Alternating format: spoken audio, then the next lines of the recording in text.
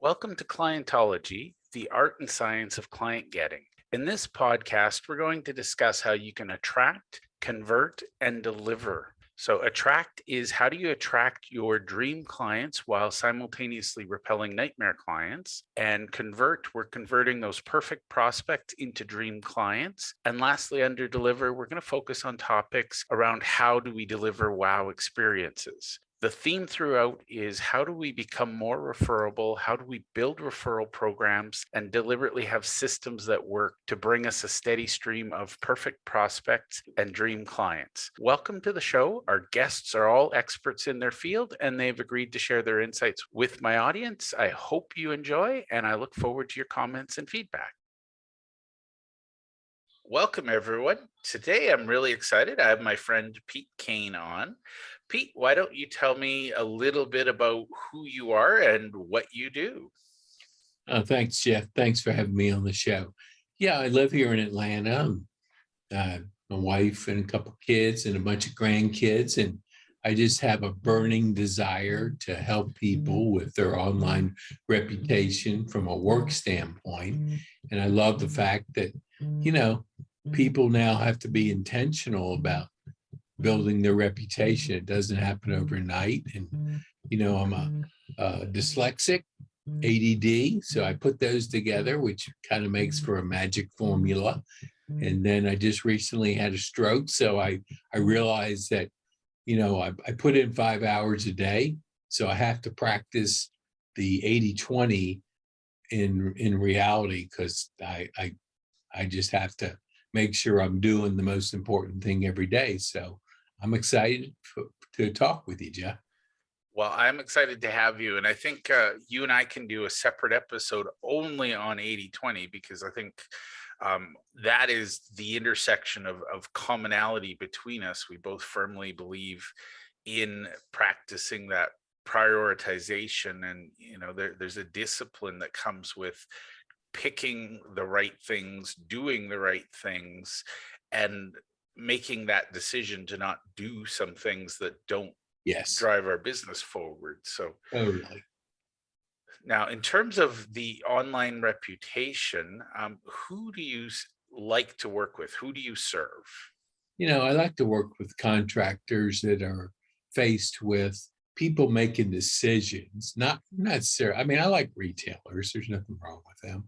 But, your reputation is whether you get the business or not. Today, they can search, and if enough good people say good things about you, that's a big plus for you. So I like working with contractors. Excellent. I love that. Now, we're going to get into online reputation, because I think one of the things we talk about is, we know what we do, but people outside don't necessarily know, but we'll get there in a second. The first thing, and this is really, really the most powerful, is why do you do online reputation for contractors? Why is that important to you as a human being? Well, it's probably one of the more important things about growing their business, because most people are good at roofing, plumbing, electrical work.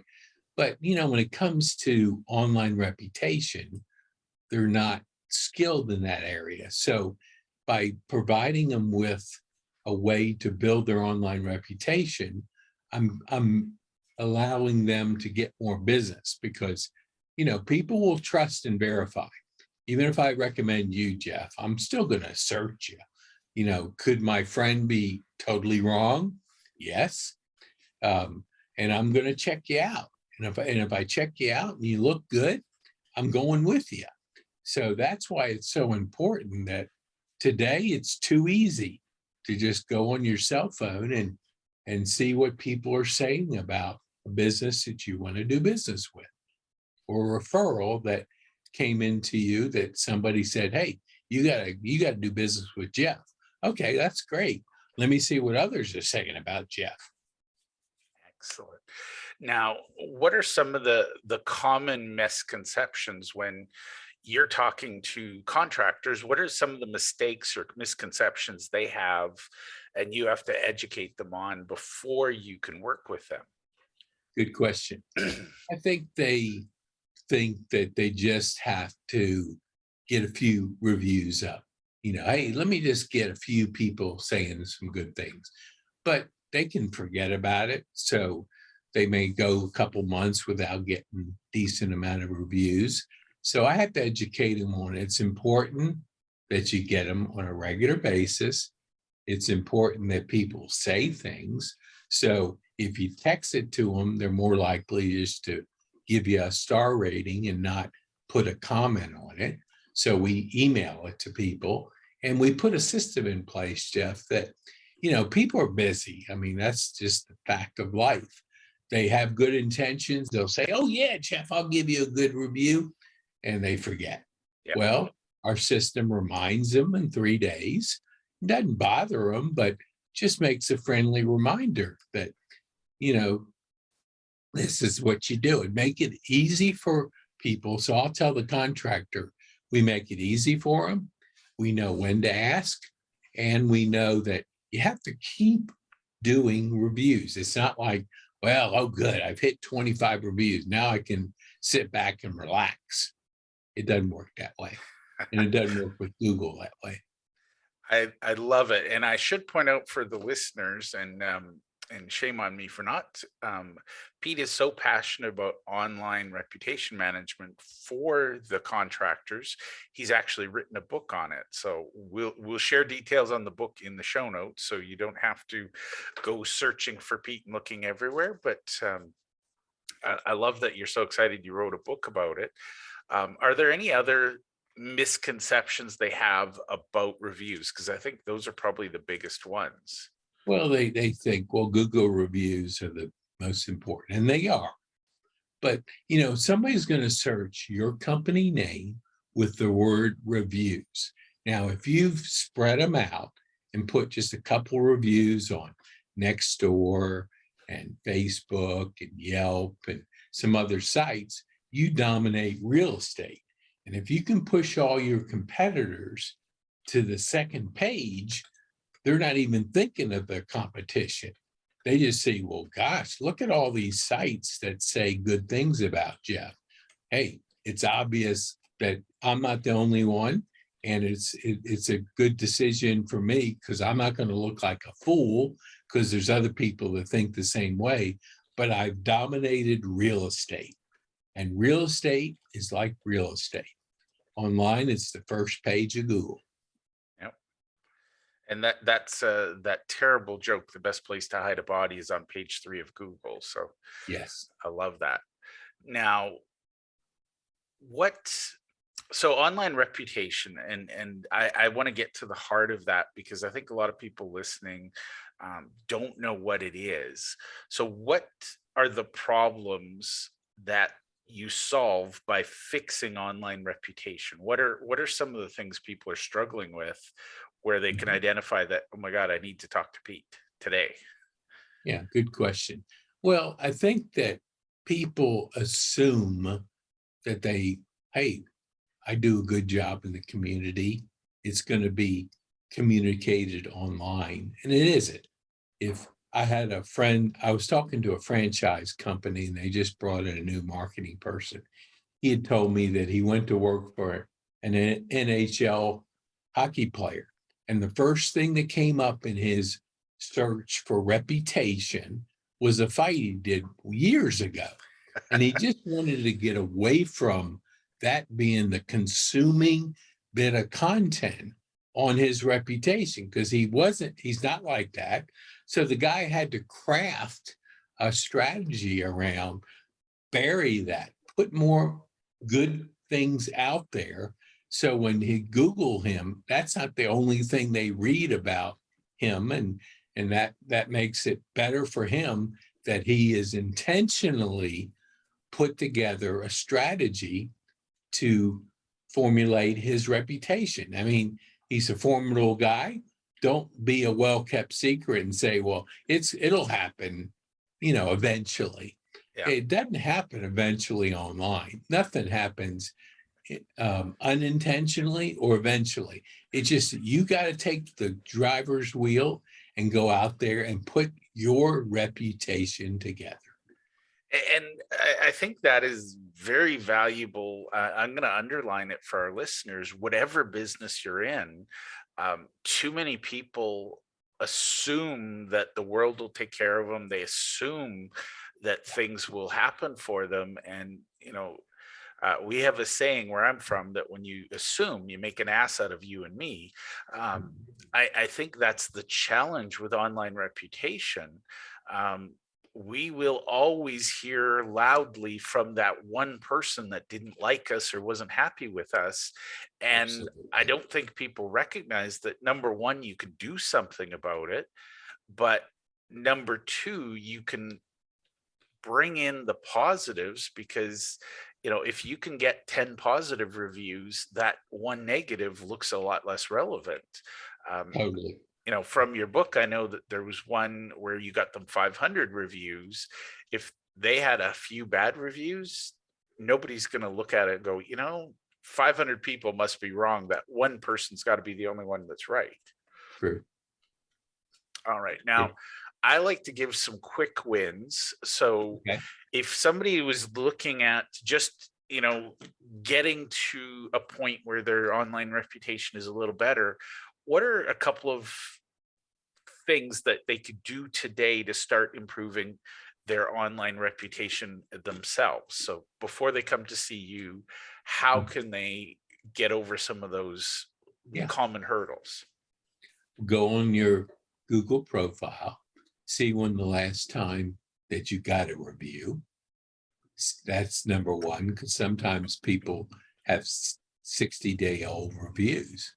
I had a guy that was referred to me, and it had been 2 years since he got a review. Well, when somebody searches that, they're going to say, well, I don't know what's going on lately. So a person can go out there, they can do it themselves. There's no doubt. You just tell them to go to your Google page. Now, granted, people aren't as intuitive and don't realize that they have to go to Google Maps and they have to go to the reviews section. So, but you can do it yourself. But get out there and be intentional about gathering reviews and make sure you have them every week. Don't let a week go by without somebody saying something good about you. And one of the things I'm going to chime in is I see a lot of businesses where there's a little thing saying this business isn't claimed. If this is your business, claim it. That's probably, I remember when you and I started working together, that was one of the first things you asked me, and I was like, what? So, that's the key is, if you know where your business is and make sure that you claim those pieces of real estate, because if you're not claiming them, people know that you're not serious about your online business. Yes. Are there any other quick wins that somebody could do today to really see these results? Well, let me just emphasize what you just said. Google has come out recently and said, if you haven't had any activity on your Google profile, they're going to make it like not claimed. There's things they'll do because they want active people and they want to know if it is a legitimate business. So go on and see if it's been claimed. Go on and see when you had a recent update. Go on and see when was the last time you got a review. So those are the important things. And then, you have Facebook, you got Yelp, you got Nextdoor. It's good to have some reviews on those. Not a lot, but have something on those platforms because they're authoritative, meaning they come up in search very high. Google recognizes Facebook for what it is. So a review there is going to take a lot of real estate on your Google search. So, just make sure you got ample amount of reviews on the platforms out there that'll take up enough real estate that people will come away with, okay, I got to do business with them. Excellent.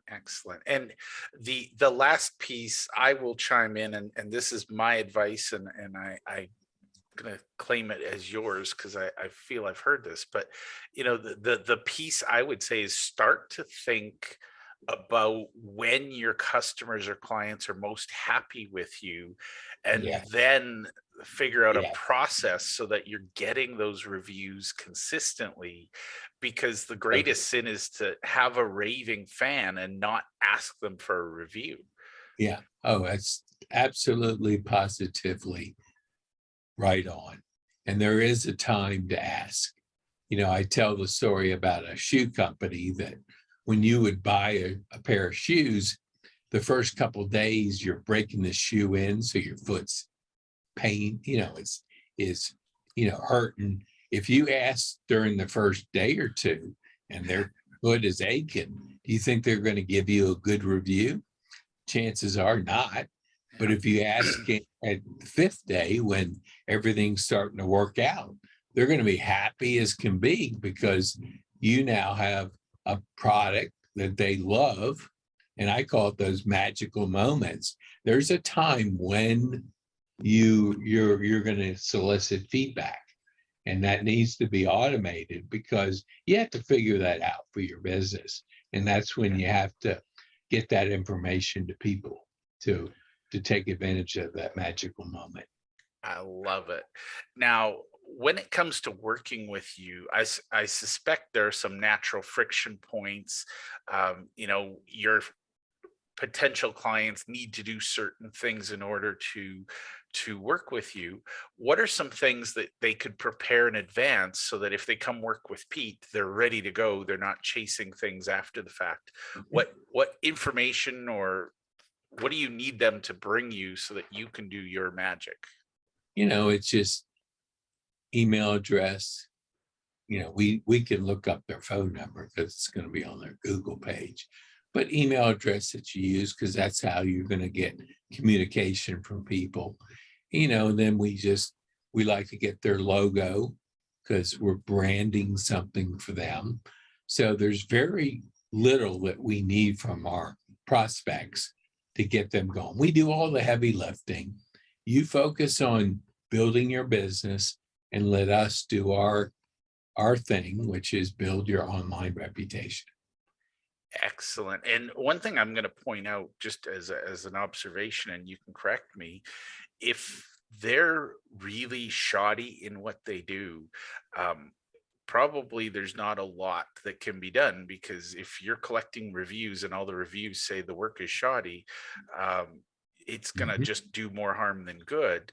Yes. So one of the inherent assumptions I'm making, and I think I just want to clear it up with you, is that the kind of person who's going to work with you and get the best results, they're the contractor who cares. They're the best kept secret in their community. Yeah. Everybody raves about them and whispers to the neighbor, oh, you need that, you got to talk to this person. But is that a fair assumption? And Oh, yeah.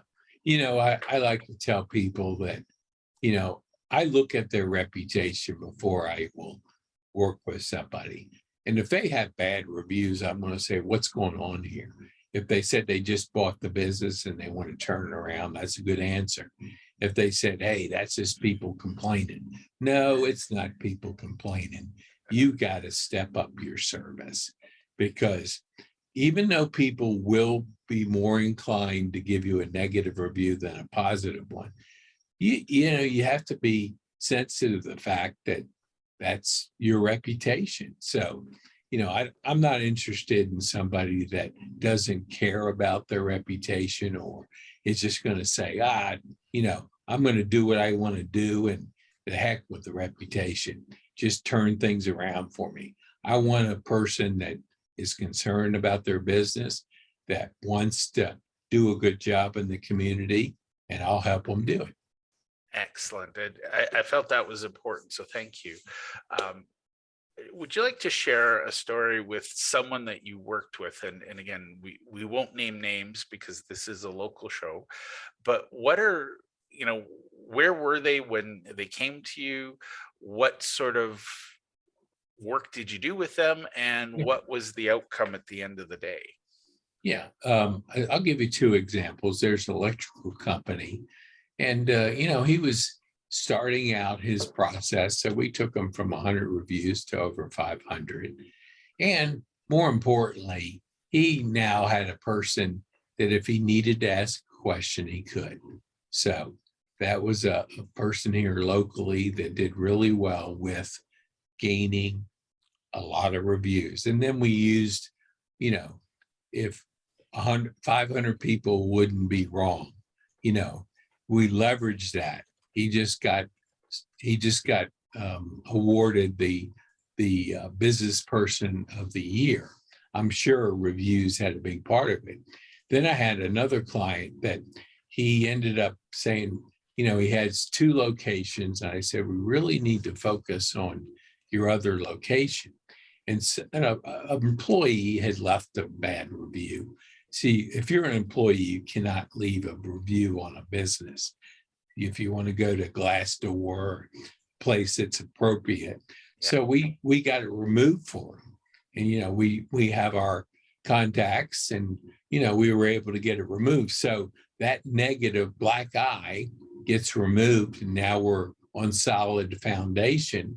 And we don't, we now know what to do. He probably would still have it on there and be trying to work around it. But that happened recently, and he was glad that we were able to remove that negative employee that just had an axe to grind. Hell hath no fury like a employee scorned. Yeah.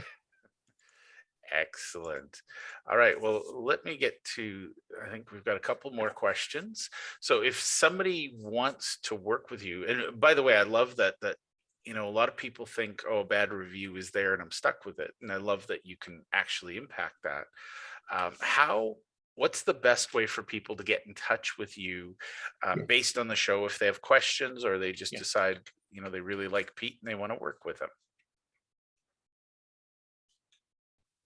I have a QR code. It's to schedule a 15-minute discovery call.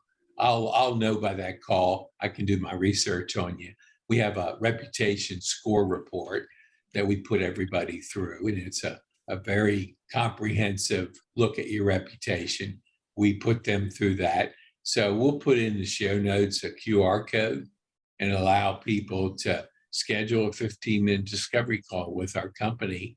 And we'll talk to you and give you the ins and outs and see if it's a good fit for your company. Excellent. Now, before we wrap up, my burning question, this is the most important one. You are the expert at online reputation. I'm not. Is there anything I should have asked you that I haven't that you'd like to share with potential contractors who might want to work with you? Yeah, I have to say that reviews, Google reviews, Google will scrape the internet, let's say every 4 to 6 weeks. They're gathering data. What they're doing, when you put a review with a comment, they're going to be scraping that, and that becomes your keywords. So over time, if you're somebody that has spent a lot of money with Google AdWords, in time, you're going to get an incredible amount of free SEO or Google AdWords if you were to pay for it, value out of it. So we had a company up, it was an HVAC company. We took them from a couple hundred reviews to over 2,000, and we spread it out. And so now they're getting, last time I checked, about $60,000 a month equivalent. If they were to go out and pay for it, they get it free. So the key thing with reviews is, each time you get somebody to say good things about you, that's from a separate IP address, and it's very credible in Google's eye. So it can be the most important thing you can do because Google recognizes that as unique. And you hear the word fake reviews. It's hard to fake a review from a separate IP.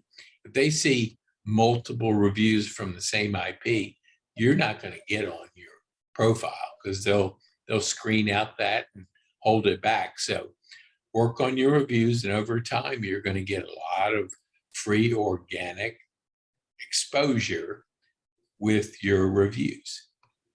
And I want to underline free and organic, because a lot of people, they think the only path is the paid traffic.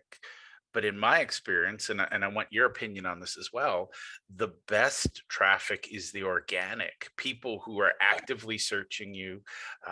What would you say to that comment? Oh, that's right. That's dead on. I had a salon that happens to be right next to my cleaner. And I noticed he was running Google Ads and he had like a 3.8. And the last review was 8 months ago. And the last couple were negative. And when I talked to him, he said, "Oh, that's just people. People are always going to leave negative reviews." I said, "Yeah, if they're mad." But I said, "It's up to you to get your clients, your customers to say good things about you. Why run a Google ad and they can see it's an ad?" And he said, "Well, I've always liked being on top." Well, yeah, you could be on top organically if you do it right.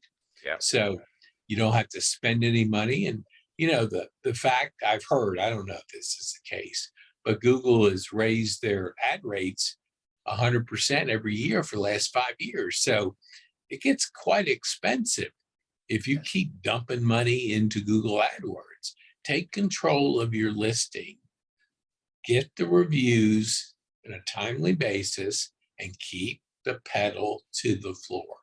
Don't let off from good people saying good things about you and your business. I love it. And a friend of mine uses the analogy of a leaky bucket. If you're paying for traffic and Yeah, you're getting consistently bad reviews, you're yeah, just burning money. You're throwing it in, yep, trying to catch it in this leaky bucket. So yep, plug the holes in the totally, bucket, solve the totally. customer. And I think a lot of people look at the negative reviews and say, "Oh, that person was just crazy." But even the craziest person writing the craziest review, there's something in there you could do to figure out how could we deliver wow. And that's, clientology is about delivering that wow. Yeah, But what could we do to help that customer? totally. I think back years ago, I had a orthopedic surgeon, and he prided himself on the fact that people would wait. So if you had a 10 o'clock appointment, you might get in there 10:30, 11 o'clock. He said, "I would spend time with people, answer all their questions." I said, your reviews show that people aren't happy. Yeah. People's time is valuable. And you have to respect people that say, "Hey, I'm coming in for a 10 o'clock appointment." So you have to figure out what you can do to get good reviews and to have things that people say that are positive. Nothing's positive about, "I'll never come back here. I had to wait an hour in the Yeah. waiting room." If that's what you think is good, it's not good in the eyes of people thinking about doing business with you.